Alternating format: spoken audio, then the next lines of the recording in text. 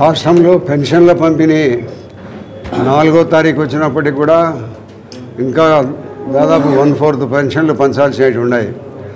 ప్రొద్దుటూరు రాజుపాలెం మండలము, ప్రొద్దుటూరు మండలము, ప్రొద్దుటూరు మున్సిపాలిటీ చూస్తే 1/4 పెన్షన్స్ ఇంకా పెంచాల్సినవి ఉన్నాయి. మరి ఇంత తెలుగుదేశం పార్టీ నుంచి ఇంత ఒత్తిడి ప్రభుత్వం మీద తీసుకొచ్చినప్పటికీ కూడా మరి డబ్బులు లేని కారణంగానో ఇంకా వేరే కారణాలు ఏమో తెలియదు, కానీ పెన్షన్లు ఇంతవరకు ఇంకా 1/4 పెన్షన్స్ ఉంటే 1/4 భాగం పంచాల్సిన పరిస్థితి ఉంది రాష్ట్రంలో. మరి ఇవన్నీ కూడా పెన్షన్లన్నీ కూడా మరి వాలంటీర్ల ద్వారా లేకుండా అధికారుల ద్వారా పంపిణీ చేయమని ఒత్తిడి వచ్చిన దాని మీద ఎలక్షన్ కమిషన్ పూర్తి స్థాయిలో ఈ ఎన్నికల సమయం కాబట్టి మరి అందరూ అధికారులతోనే పంచించడం జరుగుతుంది. కానీ ఈ అధికారులు పంచేదాని వల్ల వాళ్ళు ఇళ్ళ దగ్గరికి పోకుండా కేవలం ఆఫీసుల దగ్గరికి మాత్రమే వచ్చి పిలిపించుకొని ఇవ్వడం జరుగుతుంది. ఇది కరెక్ట్ కాదు. గతంలో ఎట్లా పెన్షన్లు పంచినారో ఇప్పుడు కూడా అదే మాదిరిగా పంచాలని మేము ప్రభుత్వానికి విజ్ఞప్తి చేస్తున్నాం.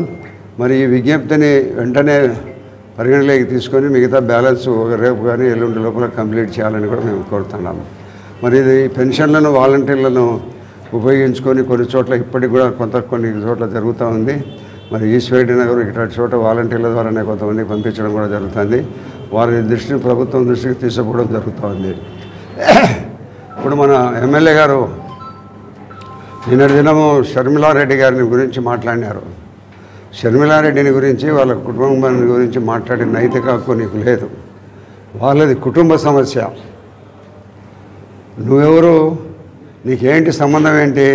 నువ్వు ఎమ్మెల్యే ఉంటే నీ ఎమ్మెల్యే చూసుకో, వాళ్ళు చూసుకుంటారు. వాళ్ళ కుటుంబము వివేకానంద రెడ్డి వాళ్ళ కుటుంబము, రాజశేఖర రెడ్డి కుటుంబము, జగన్మోహన్ రెడ్డి కుటుంబము, షర్మిల కుటుంబము, మరి వీళ్ళందరూ వాళ్ళ కుటుంబము, సునీత కుటుంబము, వాళ్ళందరూ కుటుంబము.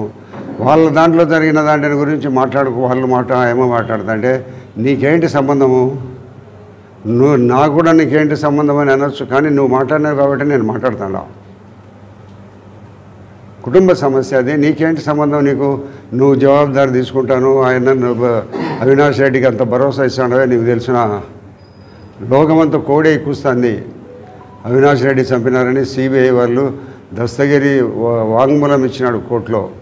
ఈ మాదిరిగా జరిగింది, వీళ్ళు మాకు 40 కోట్ల సుపారీ ఇచ్చినారు, ఆ సుపారీలో భాగంగానే ఆయన చంపినాం, గోడ్లు ఎక్కడి నుంచి తెచ్చినారు, ఇవన్నీ కూడా సవివరంగా ఆయన తెలియజేస్తూ ఉంటే దాంట్లో ఉండబడిన కేసులో పార్టిసిపేట్ చేసిన ఒక ముద్దాయి అప్రూవర్గా మారి తెలియజేస్తూ ఉంటే ఇంకా మాకు తెలియదు, ఇంకా శిక్ష పడితే కదంటే అందరినీ అరెస్ట్ చేసినారు. నువ్వు అవినాష్ రెడ్డిని అరెస్ట్ ఎందుకు చేయకుండా పోయినారు?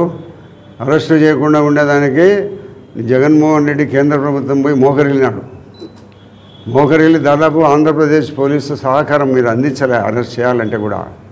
కాబట్టి మీరు ఏదో షర్మిలాని గురించి ఏం మాట్లాడినా కూడా, కాంగ్రెస్ పార్టీని ఏం మాట్లాడినా కూడా నీకంత మాట్లాడే అర్హత నీకు లేదు. వాళ్ళ కుటుంబ సభ్యులు వాళ్ళు మాట్లాడేదానికి వాళ్ళ హక్కు ఉంది, నీకేం హక్కు ఉంది? నాకు కూడా హక్కు లేదనుకోండి. అయితే నువ్వు మాట్లాడినావు కాబట్టి ప్రొద్దుటూరులో నేను మాట్లాడుతున్నా.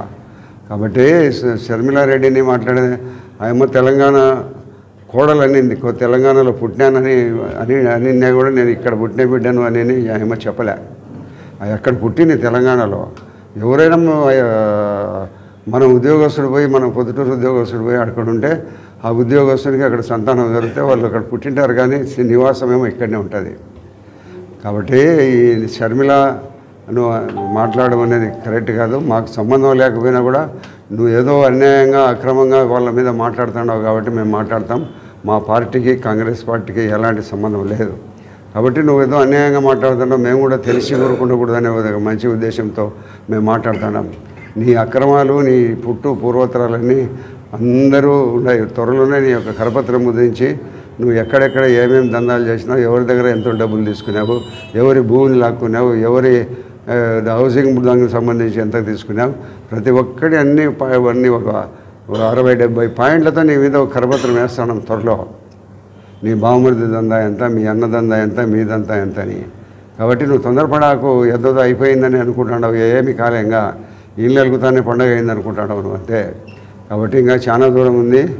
మమ్మల్ని మాట్లాడే స్థాయి నీది కాదు. నువ్వు మాట్లాడవచ్చు, ఎవరినైనా మాట్లాడవచ్చు, కానీ ప్రొద్దుటూరు ప్రజల యొక్క నా మీద ఏం మాట్లాడినా కూడా ఇది ప్రొద్దుటూరు ప్రజల గురించి మాట్లాడినట్టే ఉంటుంది. 2,44,000 మంది ఓటర్లను గురించి నువ్వు మాట్లాడినట్టు ఉంటుంది. అంతేగాని నా మీద నువ్వు అవినీతి బురద చల్లేదానికి నీ ఎక్కడ కూడా ఆస్కారం లేదు.